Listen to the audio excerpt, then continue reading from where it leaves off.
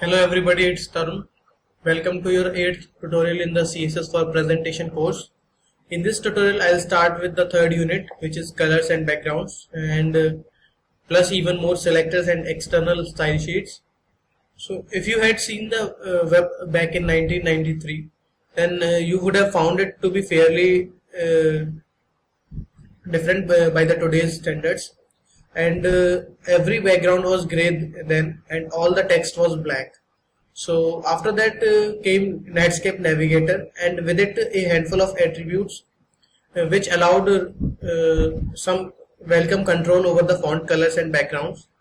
And for years we made do, but thankfully we now have style sheet properties that have laid those unmentionable presentational attributes to rest.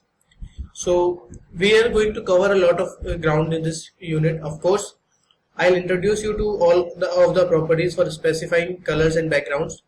And this unit also rounds out your collection of selector types and shows you how to create an external style sheet. Our first order of business, however, is to explore the options for specifying color in CSS. Okay, so before specifying the color values, I'll just tell you what I'll cover in this unit. I'll cover color names in CSS, RGB color values, foreground and background colors, pseudo class and pseudo element selectors, and background images, color gradients, and external style sheets. So without wasting time, let's start with the specifying color values. There are two main ways to specify colors in style sheets. One is with a predefined color name, which we have been doing so far, which can be color red, color olive, or color blue.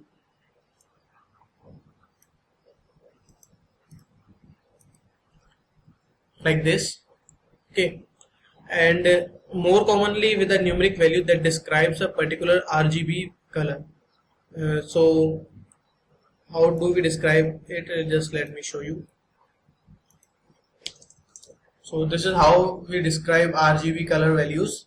Okay, the two digits each are for R, G, and then B. So we'll get to all the ins and outs of RGB color in a moment. But first, a short and sweet section on the standard color names. Okay, so let's get to the section color names. The most intuitive way to specify a color is to call it by name. Unfortunately, you cannot make up just any color name and expect it to work, and it has to be one of the color keywords which are predefined in the CSS recommendation. CSS 1 and CSS 2 adopted 16 standard color names originally, which were introduced in HTML 4.01, and CSS 2.1 tossed in orange the new color for a total of 17 now. And CSS 3 adds support for the extended set of 140 color names. Okay, now we can specify names like Burleywood or let's say papaya, etc. Okay, but these will not work. So if you want a more accurate way, so you need to learn about the RGB values.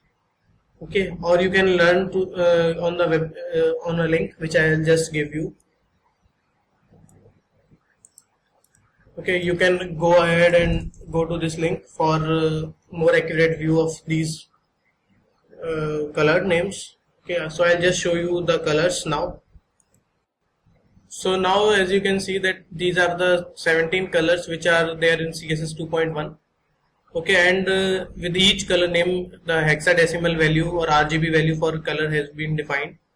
Okay, so you can see here the 17 colors. And this one orange is the new in the CSS 2.1, and it was not present in CSS 1 and CSS 2. Well, color names are easy to use. You can just drop one into place as the value for any color related property. Okay, as you can see here, for color silver, background color gray, border bottom color teal. Okay, so this was all in the color names. So I'll just move forward to the RGB color values, but before moving to that, I'll just show you one more picture. which is there for the 140 color names which are there in CSS.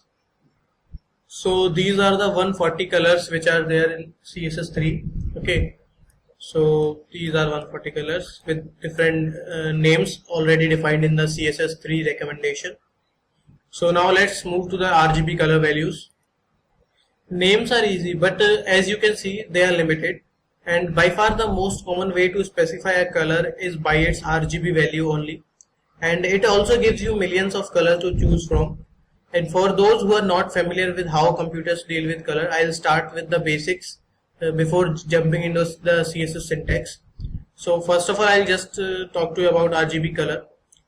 Computers create the colors you see on a monitor by combining three colors of light, which are red, green and blue, and this is known as RGB color model. You can provide recipes for colors by telling the computer how much of each color to mix in. The amount of light in each color channel is typically described from a scale of 0, which is none, to 255, which is full. And although it can also be provided as a percent, the closer the three values get to 255, which is 100%, the closer the resulting color gets to white. Okay, and any color you see on your monitor can be described by a series of three numbers: a red value, a green value and a blue value. This is one of the ways that image editors such as Adobe Photoshop keep track of the colors for every pixel in an image. With the RGB color system, a lavender color can be described as red value 200, and then green value 178, and then the blue value 230. Okay, so now let's pick a color. The easiest way to pick a color and find its RGB color values is to use an image editing tool such as Adobe Photoshop, Adobe Fireworks, or Corel Paint Shop Pro Photo.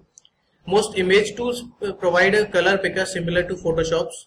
If you do not have an image editor, you can select a color from an online tool like colorpicker.com, as I told you in the HTML course also.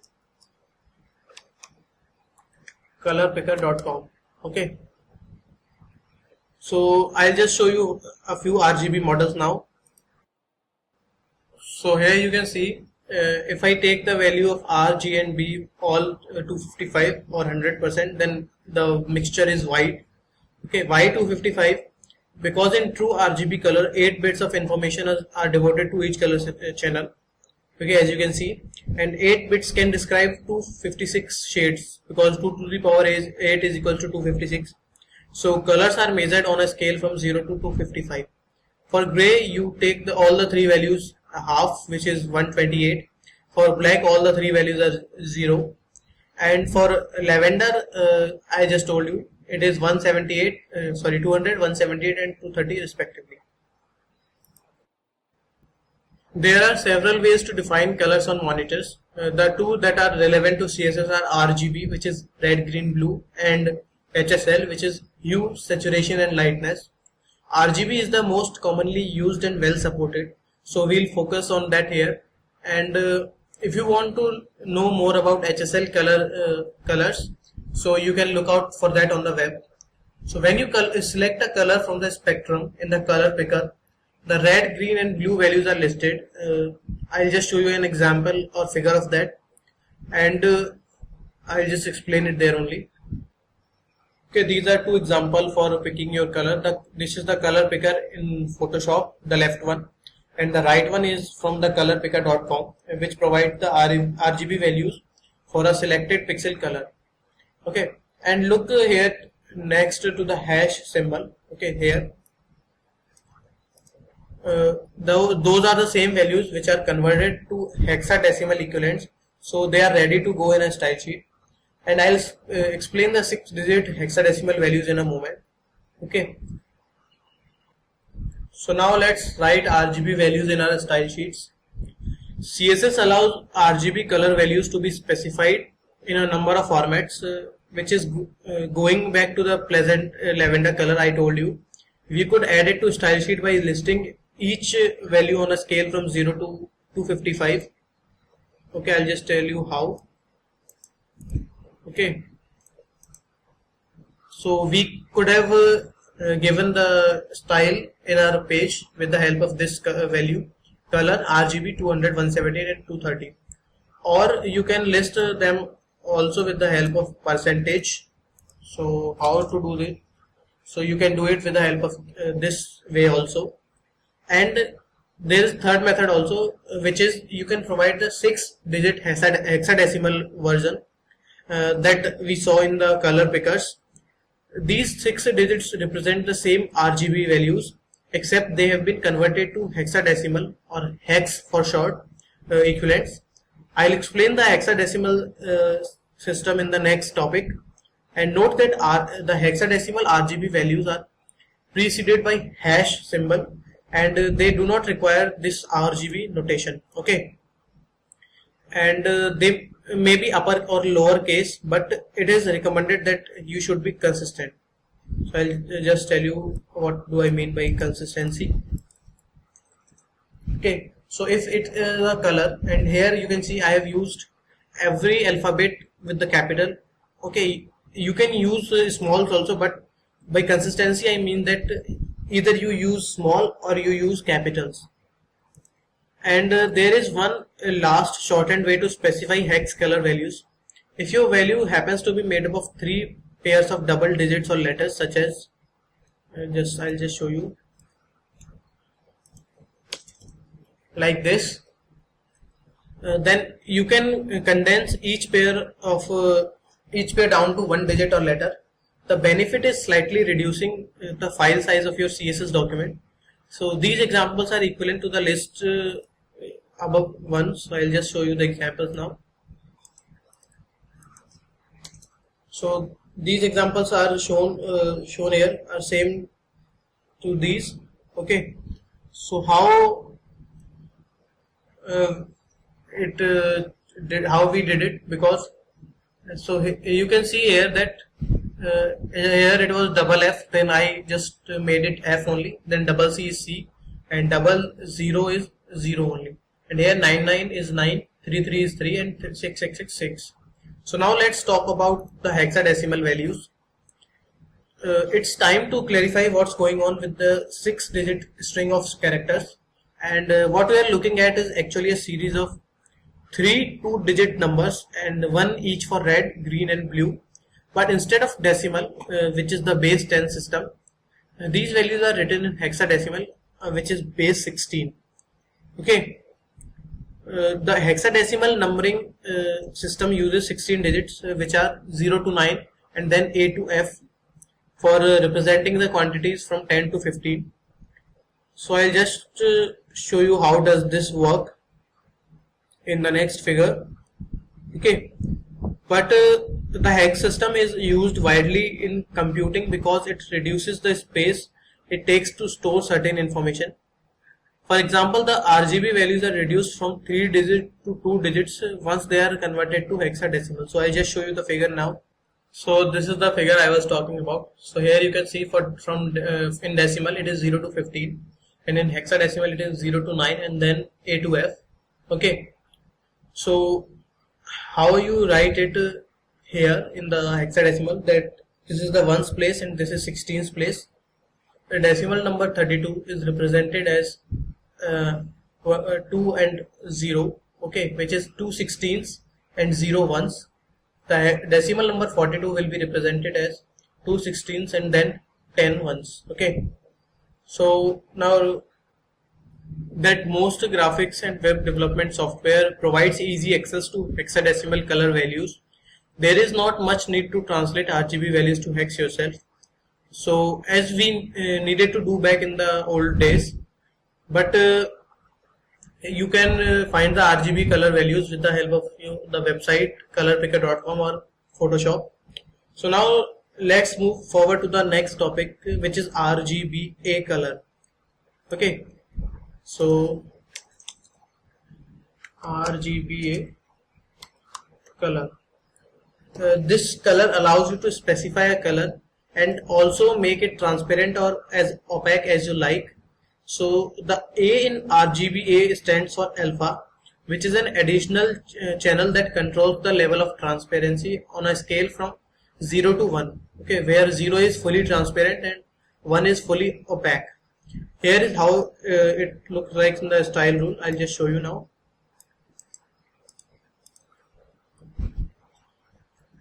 Okay, so here these the first three values in the parentheses are regular old RGB values, and in this case creating the color black, the fourth value 0.5 is the transparency level. So this color is black with 50% transparency. That will allow colors or background patterns to show you through slightly. So I'll just show you a figure here with such examples of this color attribute or property.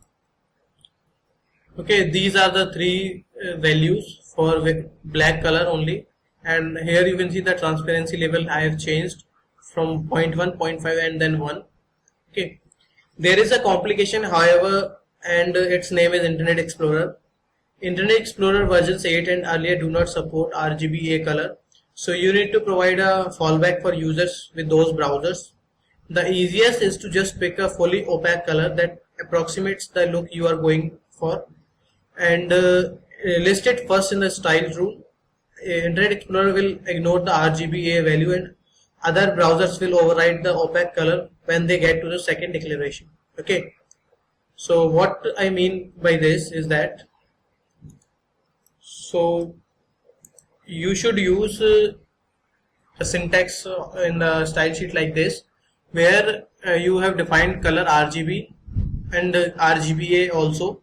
So what will happen whenever you're working in Internet Explorer, the RGBA will be ignored, and if you are working in any other browser, the RGBA will override the color properties of RGB. Okay, so but if you simply must have true transparency in Internet Explorer, then you can provide alternatives.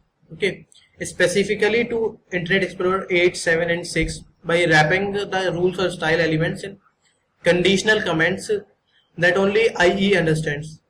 Fortunately, RGBA is supported by IE 9 and higher, so as older versions fade into disuse, you won't need to jump through extra hoops. So this was all from my side in this tutorial. In the next tutorial, I'll start with foreground color and background color properties. So thank you guys for watching. I'll see you in the next tutorial.